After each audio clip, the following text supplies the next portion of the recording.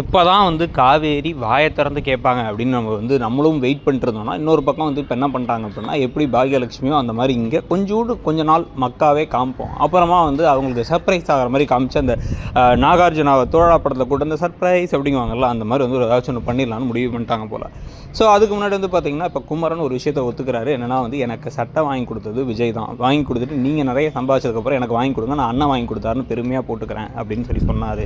அதே மாதிரி இந்த ஷோவை எனக்கு அறிமுகப்படுத்தி இதில் கலந்துக்க சொல்லி என்கரேஜ் பண்ணதும் அவர் தான். ஒன்று எல்லாரும் பத்திரமாத்து தங்கம் வருதுன்னு சொல்லி பாராட்ட காவேரி மட்டும் ஊருன்னு இருக்காங்க. ஆனால் அவங்களுக்கு என்ன சொல்கிறதுன்னு தெரியல. அதுக்கப்புறம் என்ன பண்ணுறாங்க, இவ்வளோ விஷயத்தை கேட்டுட்டு குடுக்குன்னு ஓடி போய் எங்கள் அக்காவோட வாழ்க்கையில் எங்கள் மாமாவோட வாழ்க்கையில் ஒரு போய் நல்லது செஞ்சுருக்கீங்களான்னு கேட்கணும்லாம் தோணல. சரி ஓகே நான் இங்கேயே தூங்கிக்கிறேன் அப்படின்னு இங்கேயே தூங்கிடுறாங்க. தூங்கினதுக்கு பிறகு இப்போ குமரனும் கங்காவும் பேசிக்கிட்டு இருக்கிறது, அதே மாதிரி என் கணவர் மேலே எனக்கு ஒரு பொசசிவ்னஸ் இருக்குது, என்னை தவிர யாரும் அதை அவரை நெருங்கக்கூடாதுன்னு சொல்லி அவங்க பேசுகிறது, அந்த ஜோடியே இப்போ நல்லாயிருக்கு. 2 பேருமே சூப்பராக நடிக்கிறாங்க, வேறு ரொம்ப நல்லாவும் இருக்குது.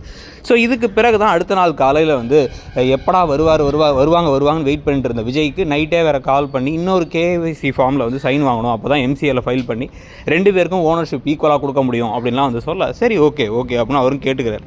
கேட்டதுக்கு பிறகு தான் வந்து பார்த்திங்க அப்படின்னா இவங்க வராங்க, வந்து மூஞ்சி தூக்கிட்டே இருக்காங்க. எதுக்கு தனியாக விட்டு போனேன், நான் வானத்தையே பார்த்துக்கிட்டு இருந்தேன், ரூஃபையே பார்த்துக்கிட்டு இருந்தேன், இவர் சொல்ல எப்படியும் தனியாக இருந்தானே பழகணும், என்ன நோட்டீஸ் எப்போ வருது அப்படின்னு கேட்க, வரும் பொறுமையாக இரு அப்படின்னு சொல்லிட்டு அவரும் நக்கலாக சொல்லிகிட்டு இருக்காரு.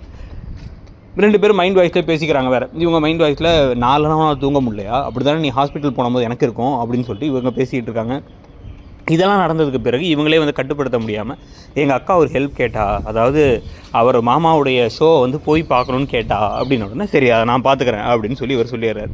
சொல்லிவிட்டு என்ன பண்ணுறாரு, ஏற்பாடெல்லாம் பண்ணி எல்லாத்தையும் கூப்பிட்டு போகிறாரு. நிவின் யமுனா வரைக்கும் அத்தனை பேர் வந்துட்டாங்க. நேராக உள்ளார போனால் ஷோவில் இன்ப அதிர்ச்சியாக மேடையில் வச்சு சூப்பராக வந்து கங்காங்கிற சீட்டை எடுக்க வச்சு குமரனுக்கு வந்து இன்ப அதிர்ச்சி கொடுத்து கங்கா உள்ளே அனுப்பி குமரனை வந்து கட்டி பிடிச்சிக்கிற மாதிரி அற்புதமான காட்சி ஒன்று வச்சுட்டாங்க. ஸோ அந்த காட்சியை பற்றியும் இந்த சீரியல் போகிறத பற்றி நீங்கள் என்ன நினைக்கிறீங்கிறத சொல்லுங்கள்.